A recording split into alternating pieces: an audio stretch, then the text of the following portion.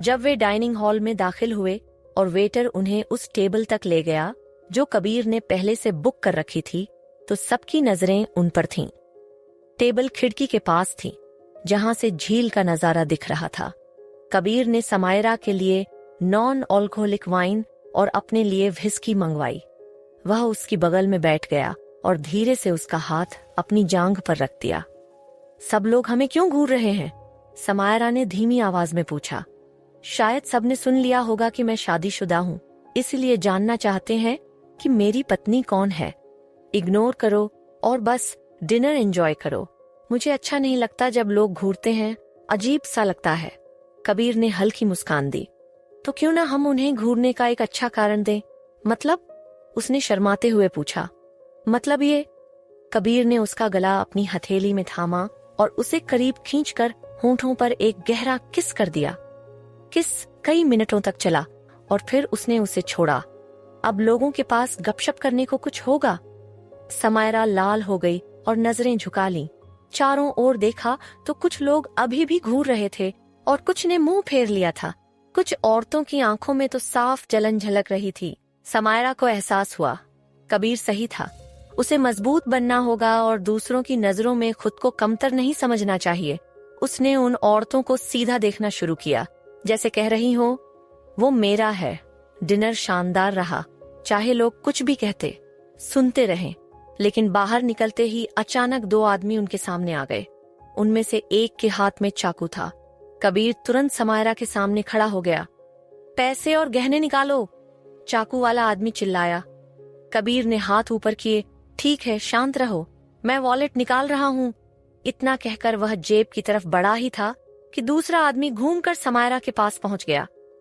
तेरे गहने निकाल, कहते हुए उसने समायरा की ओर हाथ बढ़ाया।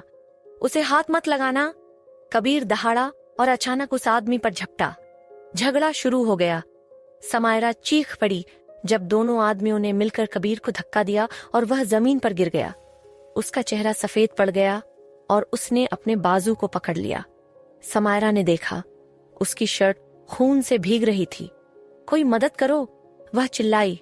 घुटनों के बल बैठकर उसने कबीर को अपनी बाहों में लिया। अपने स्वेटर को उतारकर उसने जख्म पर दबाया। कबीर, हिम्मत रखो, मदद आ रही है। मैं यहीं हूँ, मुझे छोड़ना मत, मैं तुमसे प्यार करती हूँ, वह रोते रोते कह रही थी। लोग इकट्ठा हो गए और दोनों हमलावर भाग खड़े हुए। एम्बुलेंस आई और उन्हें अस्पताल ले जाया गया। अस्पताल में कबीर को तुरंत ऑपरेशन थिएटर में ले जाया गया। समायरा को बाहर इंतजार करना पड़ा। एक बुजुर्ग नर्स ने उसके हाथों पर लगे खून को पानी से धोया और बोली, घबराओ मत बेटी, वो अच्छे हाथों में है। वो तुम्हारा पति है ना? समायरा ने सिर हिलाया। हाँ, हमारी शादी को 2 महीने ही हुए हैं। ओह, नए शादीशुदा। चिंता मत करो। नर्स ने उसे पानी दिया। समायरा रोते रोते ग्लास पकड़े बैठी रही। काफी देर बाद डॉक्टर आया। मिसेस कपूर, आपके पति अब खतरे से बाहर हैं। खून बहना हमने रोक लिया है और अंदरूनी कोई नुकसान नहीं हुआ। भगवान का शुक्र है। क्या मैं उनसे मिल सकती हूँ? हाँ, अभी उन्हें कमरे में शिफ्ट किया जा रहा है। होश थोड़े कम होंगे दवाइयों की वजह से, लेकिन आपकी मौजूदगी उन्हें ताकत देगी। कमरे में पहुंचते ही कबीर ने सिर मोड़ा और उसे देखा। वह तुरंत उसकी तरफ दौड़ी और झुककर उसके माथे से बाल हटाए। कबीर, तुमने क्या सोचकर उस आदमी पर झपट्टा मारा? तुम्हारी जान तक जा सकती थी। कबीर की आवाज धीमी थी। कोई तुम्हें छू नहीं सकता। उसने उसके गाल से आंसू पोंछे। रो मत। उसकी आंखें भारी होने लगीं। गाड़ी बुलवा लो, तुम्हें घर जाना चाहिए। मैं तुम्हें छोड़कर कहीं नहीं जाने वाली, समायरा ने सख्ती से कहा। यही उसकी आखिरी बात थी जो कबीर ने सुनी। फिर नींद ने उसे घेर लिया। कई घंटे बाद जब उसकी आंखें खुलीं तो उसने देखा समायरा उसके पास कुर्सी पर सिर टिकाए सो रही थी। उसका हाथ कबीर के हाथ में कसकर थामा हुआ था। क्या उसने सपना देखा था? क्या सचमुच समायरा ने उससे कहा था कि वो उससे प्यार करती है? नहीं, शायद वह सपना ही था। आखिर वो कैसे उससे प्यार कर सकती है? कबीर तो बुरा इंसान था। कई बार उसने उसे ठेस पहुंचाई थी। उसी समय समायरा की आंखें खुलीं। उसने महसूस किया कि कबीर उसका हाथ सहला रहा है। कबीर, उसकी आंखों से फिर आंसू बह निकले। तुमने मुझे बहुत डरा दिया था। मैं ठीक हूँ, कबीर ने धीमी आवाज में कहा। नहीं, तुम बिल्कुल ठीक नहीं हो। तुम्हें चाकू मारा गया है। क्यों नहीं, तुमने नए बॉडीगार्ड को रखा पुराने वाले की जगह। मैं अपना ख्याल खुद रख सकता हूँ। तुम कितने जिद्दी हो, समायरा बोली और झुककर उसके होंठों को चूम लिया। मेरे हबी, मैं तुम्हारे साथ क्या करूं? तुम्हें घर जाकर आराम करना चाहिए। तुम्हारी ये हालत है और मुझे कह रहे हो घर जाओ, भूल जाओ। मैं यहीं रहने वाली हूँ जब तक तुम्हें छुट्टी नहीं मिल जाती। कबीर समझ गया कि उसे मनाना बेकार है। उसने नर्स को बुलाया। चूंकि वो एक बड़ा बिजनेसमैन था, इसलिए स्टाफ ने तुरंत आदेश मान लिया। मेरी पत्नी प्रेग्नेंट है, उसके लिए यहाँ एक बिस्तर लगाओ और कुछ खाने को दो। और हाँ, एक डॉक्टर को बुलाओ जो उसे और बच्चे को भी चेक कर ले। समायरा ने उसके गाल पर किस किया। इतनी तकलीफ में हो और फिर भी मेरी फिक्र कर रहे हो। कुछ ही देर में उसके लिए बिस्तर और गर्म खाना आ गया।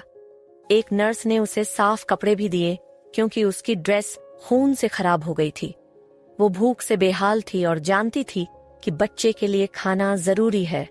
उसने खाना शुरू किया और कबीर उसे देखता रहा। ये बहुत अच्छा है, लेकिन तुम्हें नहीं दे सकती।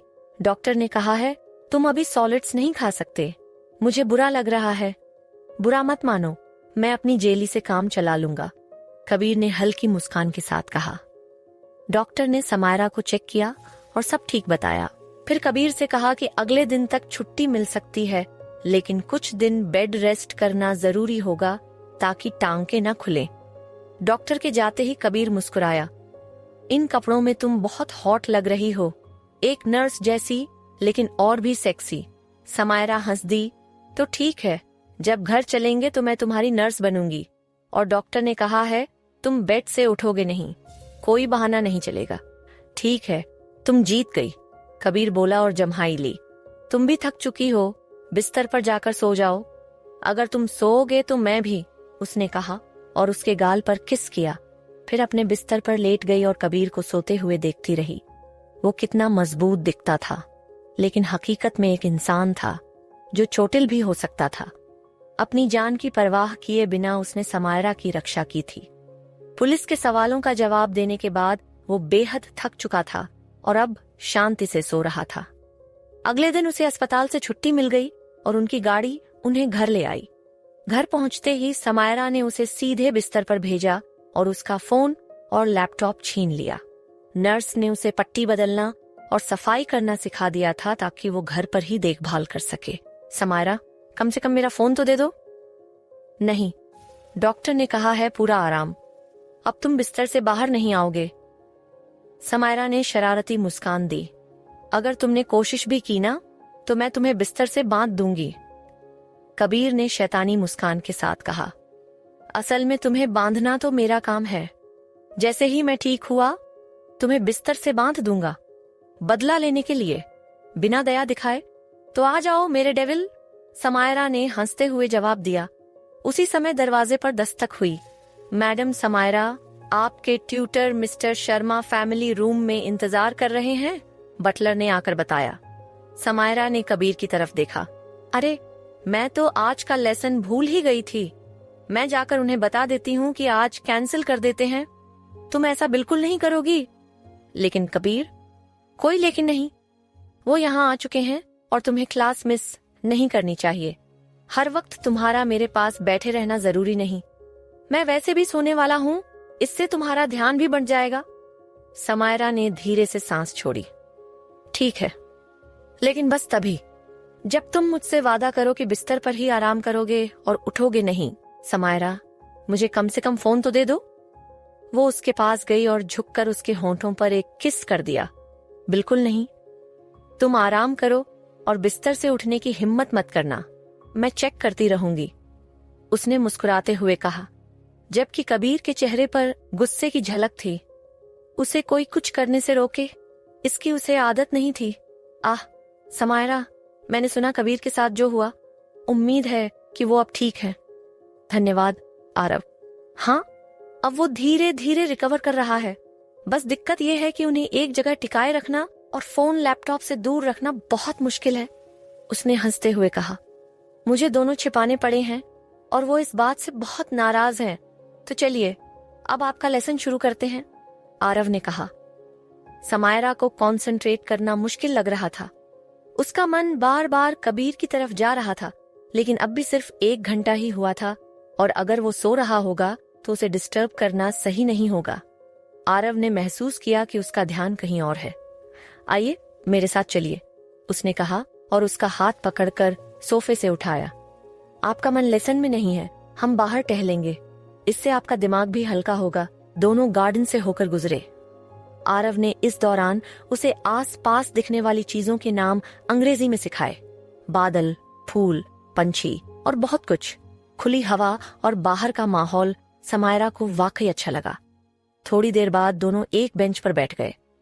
मुझे यहाँ बाहर लाने के लिए शुक्रिया, समायरा ने धीमी आवाज में कहा।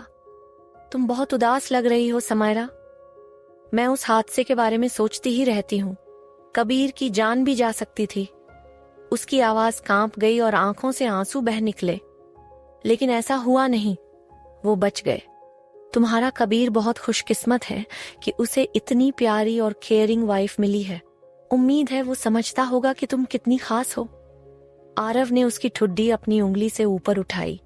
अगर तुम मेरी वाइफ होती तो मैं तुम्हें हर दिन प्यार और सम्मान देता। समायरा तुरंत पीछे हट गई और खड़ी हो गई। उसे आरव का यूं छूना और ये बातें कहना बिल्कुल अच्छा नहीं लगा। माफ कीजिए, आज का लेसन यहीं खत्म करते हैं। मुझे कबीर के पास जाना है, आप बाहर का रास्ता जानते हैं। ये कहकर वो जल्दी से अंदर चली गई। जब वो कमरे में पहुंची तो कबीर सो रहा था। वो चुपचाप जाकर उसके बिस्तर के पास लेट गई और करवट लेकर उसे देखने लगी। उसके चेहरे पर हल्की दाढ़ी उभर आई थी। समायरा ने सोचा, पता नहीं वो उसे शेव करने देगा या नहीं। कबीर ने जैसे ही आंखें खोलीं, समायरा ने अपनी उंगलियों से उसके चेहरे पर हल्का सा हाथ फेरा। तुम्हें शेव की जरूरत है? क्या तुम मुझे करने दोगे? बस एक शर्त पर, अगर मैं भी तुम्हें शेव करूं। समायरा की आंखें फैल गईं और चेहरे पर हैरानी छा गई। क्या? लेकिन मेरे चेहरे पर तो बाल नहीं हैं। कबीर जोर से हंस पड़ा। उसे उसकी मासूमियत पर हंसी आ रही थी। अरे पागल, मैं चेहरे की बात नहीं कर रहा था। उसने आंख मारी। समायरा का चेहरा सुर्ख लाल हो गया और उसने कबीर के हाथ पर हल्की सी चपत लगाई। उफ, तुम कितने शरारती हो। कबीर ने महसूस किया कि उसकी आंखों में अब भी कुछ तनाव है। क्या हुआ? कुछ परेशान कर रहा है तुम्हें? कुछ नहीं, तुम मुझसे झूठ नहीं बोल सकती। कबीर ने उसकी ठुड्डी ऊपर उठाई। मैं हमेशा पहचान लेता हूँ जब तुम सच नहीं बोल रही होती हो। मुझे डर है कि तुम गुस्सा करोगे और कोई गलती कर दोगे। नहीं करूंगा। अब बताओ, आरव ने। उसने कहा कि उसे उम्मीद है कि तुम समझते हो कि तुम्हें कितनी खास वाइफ मिली है, और अगर मैं उसकी वाइफ होती तो वो मुझे हमेशा प्यार और सम्मान देता। समायरा ने ये बात कह दी, लेकिन उसने ये हिस्सा छुपा लिया कि आरव ने उसे छुआ भी था। वो जानती थी कि अगर कबीर को पता चला तो वो भड़क जाएगा। कबीर का चेहरा सख्त हो गया। तुम उसकी वाइफ नहीं हो और उसे ये बात याद रहनी चाहिए। समायरा बिस्तर से उठी और बाथरूम से फर्स्ट एड किट और ताजे बैंडेज लेकर आई। अब तुम्हारी पट्टी बदलना है। उसने पुरानी पट्टी हटाई तो थोड़ी सी खून की लकीर देखकर चौंक गई। अरे, तुम फिर से ब्लीड कर रहे हो। कबीर ने उसकी ओर देखा और उसका हाथ पकड़ लिया। डॉक्टर ने कहा था कि थोड़ा बहुत लीक हो सकता है, ये नॉर्मल है। उसे समायरा की चिंता देखकर दिल में सुकून मिला और लगा कि सच में उसकी जैसी वाइफ होना कितनी बड़ी खुशकिस्मती है। समायरा ने सावधानी से उसका घाव साफ किया और नया बैंडेज बांध दिया। मुझे तुम्हें एक और बात बतानी है। तुम्हारे पापा का फोन आया था। ये कहते हुए उसने कबीर के चेहरे पर खिंचाव देखा। उसे डर था कि शायद कबीर इस बात पर गुस्सा हो जाएगा। कमीने को अब क्या चाहिए? कबीर गरजा और समायरा डरकर थोड़ी पीछे हट गई। उन्होंने सुना कि तुम्हारे साथ हादसा हुआ है और पूछा कि तुम ठीक हो या नहीं। मुझे लगता है उन्हें अपने किए पर अफसोस है। मेरे पिता को कभी किसी की फिक्र नहीं हो सकती, कबीर ने तंज कसते हुए कहा, लेकिन उनकी आवाज सच्ची लग रही थी। उन्होंने मुझसे भी माफी मांगी है। मुझे सच में लगता है कि वो रिश्ता सुधारना चाहते हैं और तुम्हारे करीब आना चाहते हैं।